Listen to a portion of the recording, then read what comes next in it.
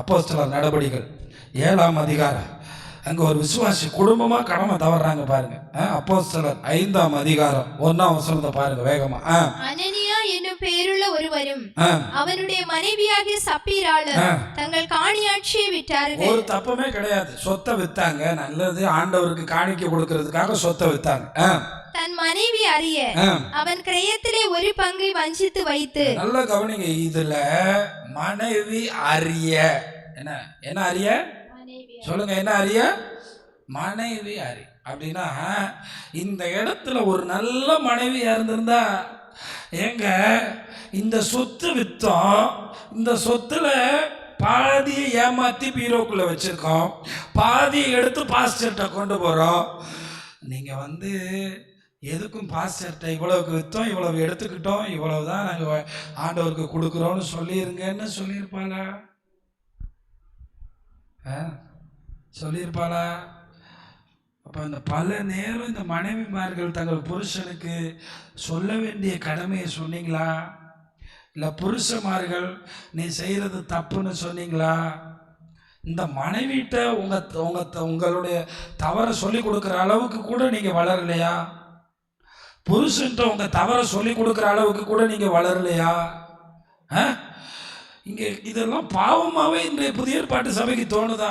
அவர் 10,000 காணிக்கை கொடுத்தார், அவன் கொள்ளையடிச்சு வந்தானா இல்லை ஏமாற்றி கொண்டு வந்தானா? அதனால தான் நான் தீர்மானம் பண்ணிட்டேன், எவன் கார் காணிக்கை கொடுத்தாலும் சொல்லவே கூடாதுப்பா. ஆமாம், நீ ஆண்டவருக்கு கொடுத்துட்டு போ. ஏன்னா பல நேரங்களில் ஏமாற்றி கொடுத்தா திரும்ப ரிட்டர்ன் வரும், கொடுத்தேன்னு சொல்ல முடியாது. நான் ஆண்டவருக்காக செஞ்சோன்னு பின்புறத்தில் இப்படிப்பட்ட பாவங்களை வச்சுட்டு இந்த காரியங்களை செஞ்சிடாதீங்க. ஒரே ஒரு தப்பு, பரிசுத்த ஆவிக்கா பெற்ற பேதுருக்கிட்ட போய் சொன்ன. இப்போ இன்னைக்கு எவ்வளோ சாபம் வாங்குறாங்க இந்த விசுவாசிகள் சொல்லுங்க. தங்களை நீதிமான்களாக்க, தங்களை நல்லவர்களாக்க. இதில் முக்கியமான காரணம், அதனால தான் சொல்கிறேன், புருஷன் தப்பு பண்ணுறாங்களா, நீங்கள் இது பண்ணுறது தப்புங்க. அங்கே நீங்கள் சபையில் ஒன்று பேசுகிறீங்க, இங்கே ஒன்று பேசுகிறீங்க, என்னங்க பேசுகிறீங்க? இதெல்லாம் தப்புங்க, செய்யக்கூடாது. நீங்கள் செஞ்சால் நான் இங்கே இருக்க முடியாது அப்படின்னு ஸ்ட்ராங்காக நிற்கணும். அதே மாதிரி மனைவி நிற்கணும். நீங்கள் இப்படி இருந்தால் எப்படி? சர்ச்சுக்கு வர்றீங்க, திருவிருந்து எடுக்கிறீங்க, ஆண்டவர் பந்தியில் கை பிடிச்சி இப்படி தான் வாழ்வீங்களா? கரெக்டாக இருக்கணும். இங்கே பொறுப்பு தட்டுனது மனைவி, இங்கே பொறுப்பை தவறுனது ஒன்றும் இல்லை. நமக்கு இவ்வளோ தேவை இருக்குது, சொத்தை விற்றோம் பரவாயில்ல, நமக்கு இவ்வளோ தேவை இருக்குது, 10,000 ரூபாய்க்கு விற்றோம், 10 லட்சத்துக்கு விற்றுருப்பாங்க, அது ரொம்ப பெரிய காஸ்ட்லியான ஏரியா. விற்றோம்ல, பர்ணபாவும் நம்மளும் போட்டியாளர், பர்ணபா கொடுத்துட்டா நம்மளும் கொடுக்கணும்ல. நம்ம பர்ணபாவோட நம்ம குறைச்சாலா? பர்ணபாவே கொடுத்துட்டாராமே அப்படின்னு கொடுத்தாங்களா? அதை பற்றி நான் பேசலை. இன்னைக்கு அப்படிதான் காணிக்க கொடுக்குறாங்க. அவன் கொடுத்தா இவன் கொடுத்தா, உங்களுக்கு என்ன முடியுமோ கொடுங்க, என் தேவன் பெரியவர். அல்லேலூயா. நான்லாம் கேட்கவே விரும்பலை. ஆண்டவருக்காக நான் செய்கிறேன்னு ஓடி வர்றதுக்கு 1000 பேர் இருக்காங்க. அல்லேலூயா. நான் செய்கிறேன்னு 1,00,000 பேர் இருக்காங்க. நான் அதெல்லாம் சொல்லுவேன், எனக்காக செலவு பண்ணும்போது ஆண்டவருக்காக செலவு பண்ணுறதுக்கெல்லாம் நம்ம கொடுத்து வைக்கணுங்க, கொடுத்து வைக்கணுங்க. அதெல்லாம் நம்ம கிடைக்கிற பாக்கியம். அப்படி நினைக்கணும். அதை விட்டுருங்க, நான் அதுக்குள்ள வரல. இங்க பெரிய தப்பே இவ்வளவு. அவர் கேட்கிறார்ல தெளிவா, அவர் கையில பணத்தை பிடிச்ச உடனே கண்டுபிடிச்சார். என்ன அவர் பார்க்கிறார், அவர் பார்க்கும் போதே சொல்றாரு, வாங்கினாரேன்னு தெரியாது. பேதுரு அவனை நோக்கி என்ன கேட்கிறாரு? அனனியாவே நிலத்தின் கிரயத்தில் ஒரு பங்கை வஞ்சித்து வைத்து பரிசுத்த ஆவியினிடத்தில் போய் சொல்லும்படி சாத்தான் உன் இருதயத்தை நிரப்பினது என்ன? பண ஆசை எங்கெல்லாம் மாட்டுது பாத்தீங்களா? இங்கே இருக்கிற நான் சொல்கிறேன், திருமணமானவங்க, பழையவங்க, பெரியவங்க, வயசானவங்க எல்லாருக்கும் சொல்கிறேன், உங்கள் வீட்டில் உங்கள் குடும்பத்தினர் தப்பு செஞ்சால் யோசிக்கவே செய்யாதீங்க. தப்புனா தப்பு. உங்கள் தப்பை சொல்லிக் கொடுக்குற மனைவி இருந்தால் நல்லது, உங்கள் தப்பை சொல்லிக் கொடுக்குற கணவர் இருந்தால் நல்லது. கரெக்டான நேரத்தில் சரியானபடி இதை சொல்லிக் கொடுக்கலைன்னா நம்ம மாட்டிக்கிறோம். என்ன, அவர் கேட்ட உடனே பாருங்க, அவர் கேட்ட உடனே அதை விற்கும் முன்னே அது உன்னுடையதா இருக்கவில்லையோ? பாத்தீங்களா, ஆண்டவர் என்ன கேட்கிறான் பாரு, அது உங்க பணம், ஓம் பணம், அது உன்னோட பணம், அது நீ சம்பாதிச்ச பணம், உன்னுடையது. அதை விற்ற பின்னும் அதன் கிரயம் உன் வசத்தில் இருக்கவில்லையோ? நீ தானப்பா அந்த மூட்டையில காசை வாங்கின, வித்த பிறகு அது உன்னுடையதா இல்லையா? நீ உன் இருதயத்திலே இப்படிப்பட்ட எண்ணம் கொண்டதென்ன? நீ மனுஷரிடத்தில் அல்ல தேவனிடத்தில் பொய் சொன்னாய் என்றான். இங்க புருஷன மனைவி எத்தனை தடவை பொய் சொல்லிட்டு வந்து பாஸ்டர்ட்ட பேசுறோம். இவங்க எல்லாம் என்ன நினைக்கிறாங்க தெரியுமா? ஆதி சபையில தான் அப்படி நடக்கும், இப்ப நடக்காதுன்னு. அவங்க ஆத்துமா செத்துக்கிட்டே இருக்குங்கிறத அவங்களுக்கு புரியல. இதை நீங்க நல்லா கவனிக்கணும். அந்த பாருங்க, அடுத்த செகண்ட் வாசிங்க. இந்த வார்த்தைகளை கேட்கவே விழுந்து ஜீவனை விட்டான். பேதுரு சபிச்சாரா? பேதுரு செத்துப்போன்னு சொன்னாரா? பேதுரு ஏதாவது சொன்னாரா? கேட்டாரு, கேட்ட உடனே விழுந்தான். இது எதுவுமே தெரியாம அந்த அம்மா வேற அப்படியே சிரிச்சுக்கிட்டே காணிக்க கொடுத்துட்டோன்னு அப்படியே வர. அப்படியே அவர் கேட்கிறாரு. 3 மணி நேரத்துக்கு அப்புறம் புருஷன் செத்து முடிச்சுட்டாங்க, கொண்டு போய் புதைச்சிட்டாங்க. 3 மணி நேரத்துக்கு அப்புறம் எதுவுமே தெரியாம மேக்கப்லாம் போட்டு அம்மையார் கிளம்பி வருது.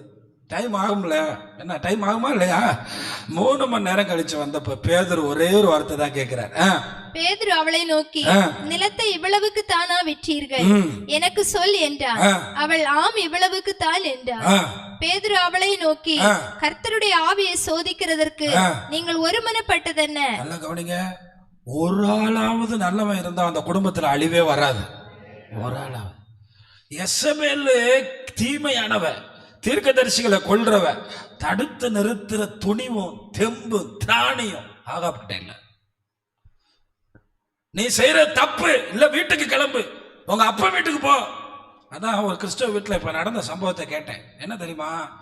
ஒரு பெண் வீட்டில் வேலையை செய்யறது இல்லையா, எதுவுமே செய்யறது இல்லை, எப்பயும் மொபைல் போன்ல. அதோட வீட்டில் உள்ளவங்க கண்டிச்சிருக்காங்க, நீ இப்படி செய்யறது நல்லது இல்லை, நீ ஒரு பெண்ணுனா வீட்டில் உள்ள வேலைகளை பார்க்கணும், குழந்தைய பார்க்கணும்னு. வீட்டுக்கு கிளம்பி போயிடுச்சான். அப்படிலாம் வேலை செய்ய முடியாதுன்னு 5வது நாள் டைவர்ஸ் நோட்டீஸ் போட்டு விட்டாங்களாம். நம்ம ஆளுங்க தான் பயந்துட்டு குடும்பமா எல்லாத்தையும் தூக்கிட்டு வீட்டுக்கு வந்துச்சான்.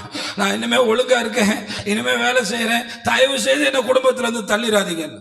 அதுக்கப்புறம் கீழ்ப்படிதலோட இருந்துச்சான். தெரியுதா?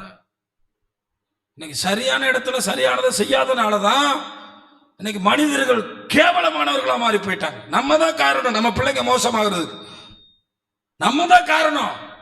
நீதி என்ன, நியாயம் என்ன, எப்படி வாழணும்னு சொல்லி கொடுக்கல, பாசத்தை மட்டும் கொட்டணும். இன்னைக்கு ஒரு விஷயத்தை தெரிஞ்சுக்கிறங்க, நான் நீதினா நீதியா தான் இருப்பேன், நோனா நோ தான். ஒரு தடவை நோ சொன்னா அடுத்து எத்தனை பேர் வந்தாலும் எஸ் கிடையாது. எத்தனை பேர் வந்தாலும் கிடையாது. ஒரு காரியத்தில் வேத வசனத்தின்படி இது தவறுன்னு முடிவெடுத்தா தான் அது எவ்வளவு பெரிய ஆளா இருந்தாலும் சரி. இன்னைக்கு உங்களுக்கு சொல்றேன், ஏன்னா நம்ம கடமை தவறணும்னா தேவ கோபத்தை நம்ம கண்ணை பார்க்க வேண்டியது வந்துடும். நீங்க செய்யற எல்லா காரியங்களும் எனக்கு தெரியும். பேதுரு காசு வாங்குறதுக்கு முன்னாடியே தெரியும், அமைதியா போயிட்டு இருக்கு. நீங்க உங்க பண்ற ஒவ்வொரு அசைவையும் எனக்கு தெரியும். ஆனா என்கிட்ட வரும்போது எது தேவனுக்கு ஏற்றதோ அது மட்டும்தான் நடக்கும். எல்லாரும் தெளிவா பயபக்தியோட இருந்துக்கிறங்க. ஆமா, என்ன நடந்தாலும் பரவாயில்லன்னு ஒரு முடிவோட தான். ஏன்னா நம்ம அவருக்கு துரோகம் பண்ணிடக்கூடாது. ஒரு தடவை ஒரு திருமணத்தை நடத்துறதுக்கு காலம் சென்று போன வசந்தா சிஸ்டர் எனக்கு ரெக்கமெண்டேஷனுக்கு வந்தாங்க. இதெல்லாம் பேசுறதுக்கு நீங்க வராதிங்க, அங்கே நன்று. கொரோனா காலத்தில் யாரும் தேவையில்லை, யாரும் வரமாட்டாங்க, நீங்க மட்டும் கல்யாணம் பண்ணி வச்சிருங்க, இந்த வேலையை பார்க்க நாங்க வரல, இதுக்கு நாங்க இல்லை. ஒரு நீதி ஒழுங்கு எல்லாம் இருக்கு. உங்க பிள்ளைக்கு சொல்லிக் கொடுங்க எப்படி இருக்கணும்னு, எப்படி வாழணும்னு, வேலைக்கு போனா எப்படி இருக்கணும்னு, சபைக்கு வந்தா எப்படி இருக்கணும் சொல்லிக் கொடுங்க. ஏழி ஒரு நல்ல போதகனா இருக்கணும், தாவீது ஒரு நல்ல ராஜாவா இருக்கணும், அனனியா சப்பிரால் ஒரு உண்மையான விசுவாசியா இருக்கணும். பிள்ளைங்களை கண்டிக்கிற தகப்பன் பிள்ளைகளால் கனம் பெறுவான், பிள்ளைகளால் ஆசீர்வாதம் பெறுவான். அதனால தான் சொல்றேன், பிள்ளைகளுக்கு தயவு செய்து நல்ல படிப்பை கொடுங்கள், வேதத்தை கொடுங்கள், தேவன் மேல் விசுவாசத்தை கொடுங்கள். பொண்ணு மாப்பிள்ளைலாம் அப்புறம் பார்த்துக்கலாம், தேவன் பார்ப்பார், தேவன் உன் கையில கொண்டு வந்து வைப்பார். இப்ப என்ன தேவையோ அதை மட்டும் செய்யுங்க. இப்போ என்ன வேணுமோ அதை மட்டும் செய்யுங்க. எனக்கு கேட்குற சபையே, கடமை தவறுனா இவ்வளோ பிரச்சனை இருக்கா? கடமை தவறுனா, ஏலி கடமை தவறுனதுனால என்ன, தாவீது கடமை தவறுனதுனால என்ன, அனனியா சப்பிரால் கடமை தவறுனதுனால என்ன? ஆனால் கடமை தவறாமல் இருந்தா நம்முடைய ஆண்டவர் இடுப்பில் அறையிலே கச்சை கட்டி கொண்டு உன் பக்கத்தில் வந்து உனக்காக பணிவிடை செய்வேன்னு சொன்னார். இவ்வளோ பெரிய மகத்துவம் இருக்கா? பரலோகத்தில் உன் பக்கத்தில் வந்து நின்று உனக்காக பணிவிடை செய்வேன், உன்னை நான் பணிவிடை செய்ய போகிறேன் உனக்கு அப்படின்னு சொல்லி. அதனால என்ன ஆனாலும் சரிதான். என்ன ஆனாலும் பிசாசு இன்னைக்கு நம்மளை காண்பிக்கிறாங்களே, கலர் கலராக காட்டுறான், வாலிபத்தை காட்டுறான், பணத்தை காட்டுறான். இதில் எதையும் நம்ம செய்யாதபடி, எதின் மேலும் அதிக நாட்டம் இல்லாதபடி நம்மை காத்துக்கொள்ள கர்த்தர் நம்ம கிருபை செய்வார். இன்னைக்கு சொல்லுங்க, நான் ஒரு அம்மாவா சரியான கடமையில் இருந்திருந்தேன்னா என் பிள்ளைங்க கெட்டு போகாது, வாய்ப்பே இல்லை. ஒரு அழகான தேவ மனுஷன் சொன்னார், எம்எல் ஜெபசிங் சொன்னார், தீமை என் வீட்டில் வருதுன்னா அதுக்கு என் பாவம் காரணம், நன்மை என் வீட்டில் வருதுன்னா அதுக்கு என் பரிசுத்தம் காரணம். தீமை வருதுன்னா என்னால வருது, தீமை வருதுன்னா என்னால மட்டும்தான் வருது. தீமை என் வீட்டில் வருதுன்னா நான் தான் வாசலை திறந்து வச்சேன். அது பண ஆசையா, அது பொருளாசையா, அது பாசமா, அது நேசமா, ஏதோ ஒரு வழியில.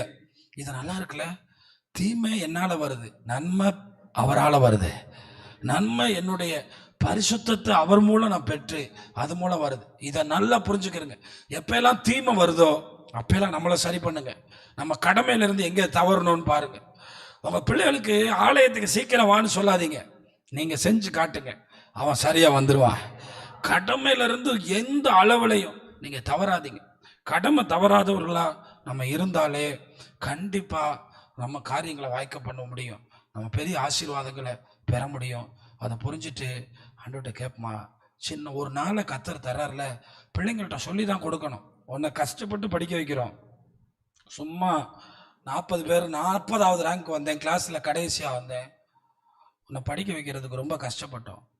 எங்கள் தாய் தகப்பன்கள் எங்களை ஒரு கவர்மெண்ட் ஸ்கூலில் தள்ளி ஒரு சத்துணவு சாப்பாடு சாப்பிட வச்சு அவங்களால அவ்வளோதான் முடிஞ்சு. உனக்கு மாதம் 800 ரூபா ஃபீஸு, நல்ல யூனிஃபார்மு, நல்ல சாப்பாடு, நல்ல காலேஜ். உனக்கான கடமை என்ன? நீ படிக்கணும். உன்னை எதுக்காக அனுப்பியிருக்கு? படிக்க. உன் கையில் வர்ற காசெல்லாம் எப்படி வருது? கஷ்டம். இதெல்லாம் பிள்ளைகளுக்கு சொன்னால் கடமை தவறுமா? நம்ம பிள்ளை கடமை தவறுமா? இதெல்லாம் புரிஞ்சுக்கிட்டு நீங்களும் கடமையில் கவனமாக இருங்க. ஒரு நாளும் நம்ம கடமை தவறாமல் இருக்க கர்த்தர் நம்மளை காப்பாராக. கடைசியில் நம்மளை பார்த்து சொல்லணும், உண்மை உத்தமமான ஊழியக்காரன், உன் கடமையில் கருத்தாக இருந்த. அதனால தான் சொல்கிறேன், கடமை செய்கிறதுக்கு எங்களையும் நீங்கள் விடுங்க. ஏன்னா நாங்கள் கடமை செய்யும்போது அதுக்கு நீங்கள் தடுக்காதீங்க. நீங்கள் பாவம் செஞ்சுருந்தீங்கன்னா தேவ கோபத்தை சபைக்குள்ளே கொண்டு வராமல் பரிசுத்தத்துக்கு உங்களை அர்ப்பணிங்க.